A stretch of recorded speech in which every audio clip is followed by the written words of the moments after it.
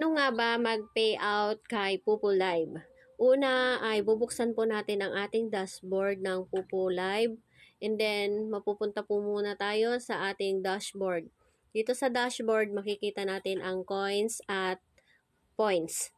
Ngayon, sa baba nito ay may nakalagay na top up and withdrawal. Dito po tayo sa withdrawal. I-click lang po natin tong withdrawal.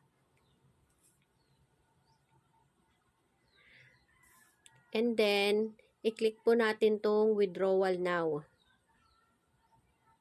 I-add yung payment ng method kung saan ihuhulog ang ating payout.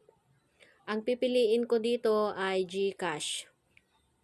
Dapat ibabain po natin to, dapat Philippines po yung nakalagay. And then, itatype lang po natin ang ating GCash number.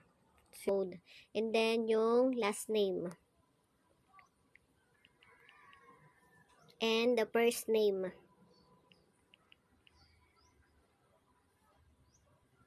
And then, submit. Double check nyo po kung tama o mali yung ilalagay nyo para iwas po tayo sa problema. Ayan. Submit na natin. Confirm. Ayan, nag-0-0 na po siya. And then, antayin lamang po natin na pumasok ito sa ating GCash number. So, ayun lamang po guys. Marami pong salamat.